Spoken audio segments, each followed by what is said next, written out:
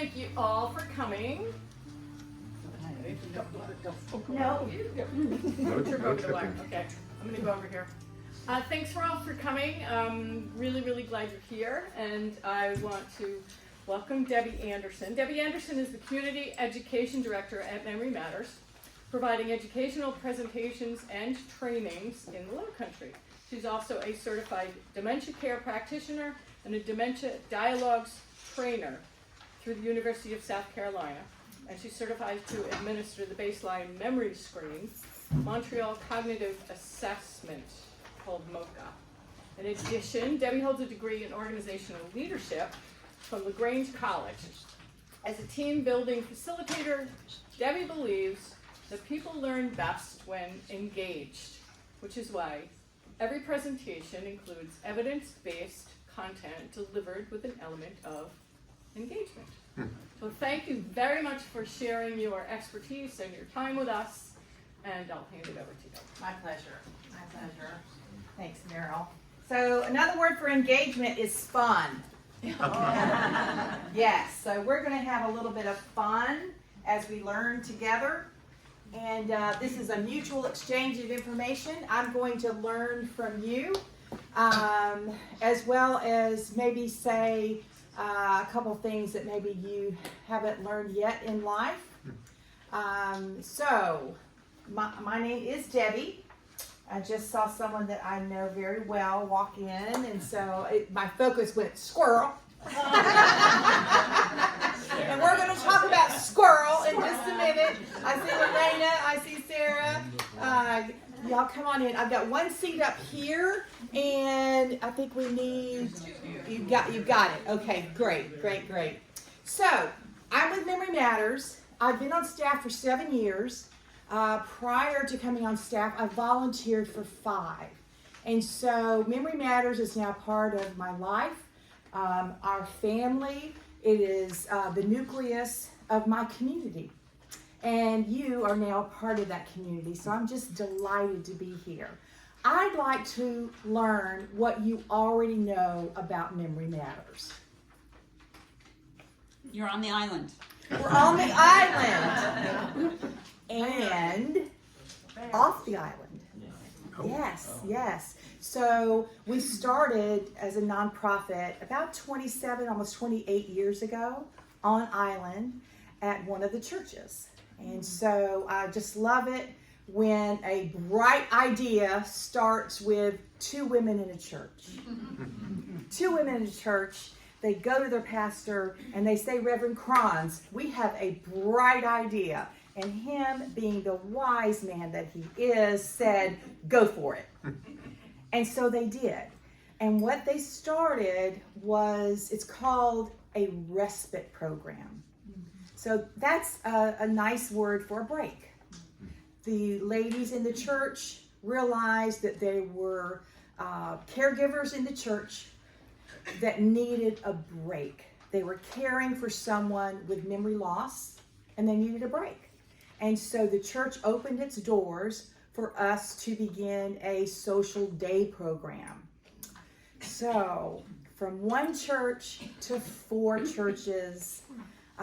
Now we are also off island at St. Gregory the Great. We have a social day program there so families don't have to travel.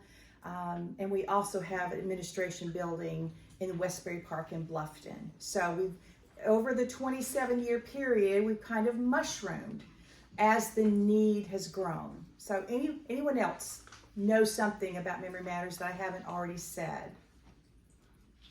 Or maybe you've experienced Memory Matters and would like to share that with the group. I know with your respite that even though it's to kind of help people who need that break, but it also is a place where you can bring someone and have interaction on site.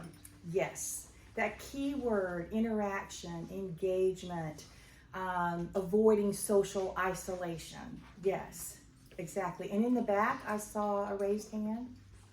I participated in your Savvy Caretakers course online, and it was really very helpful. Okay, good. Yes, that's fairly new. Now, supporting caregivers is not new. We've had free support groups for caregivers since we've been open. However, we have learned that caregivers they're very inquisitive. They support one another very strongly, and they have a need to know information, detailed information. And so we offer a 6-week course. You probably if you took it online, maybe you took the Express, the 3-week course. It is available online still. We are the only organization in the state of South Carolina that is certified to teach savvy caregivers. So it's a deep dive on caregiving if you're interested. And I brought a lot of resources with me, and I plan to stay after class and share with you, answer your questions, give you some resources. All right? What else? Yes, Sarah. You have a number of caregiver support groups, men, women, mixed. I think Yes. you still do. Yes, we do.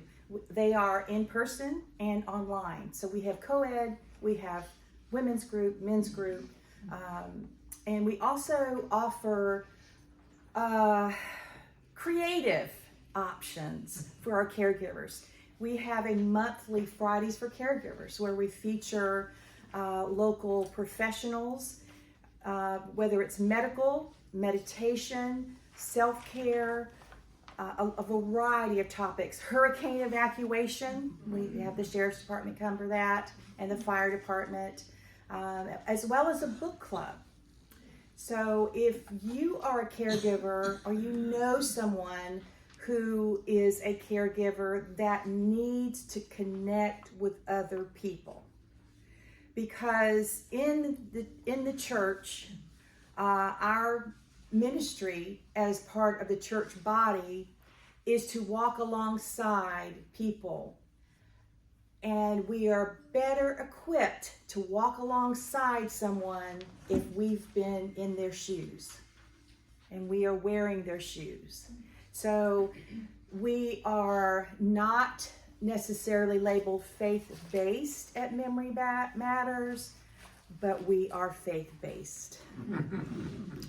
We could not do what we do nor help the people that we help without our volunteers and the churches. The churches have been a foundation of Memory Matters since its beginning. So I want to thank this church as well for supporting this ministry.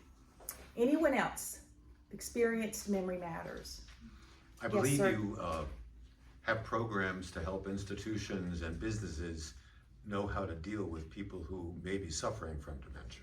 Is that true? Or? Yes, that is true. We have a dementia sensitivity training where we go in and help employers and employees process. What are they seeing? What are they experiencing? Whether it's a tax service, CPA office, or a salon.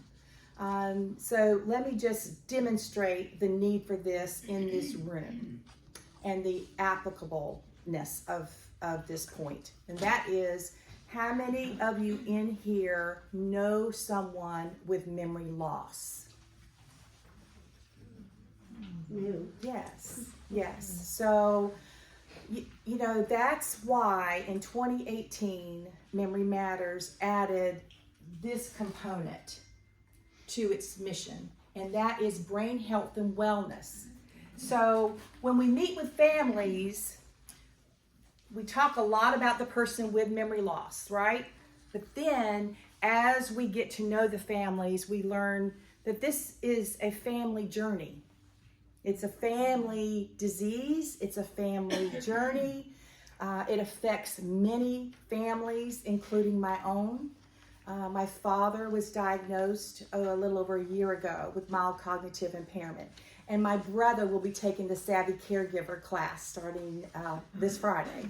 So we learned that it affected the whole family. So where is our message of hope for the family?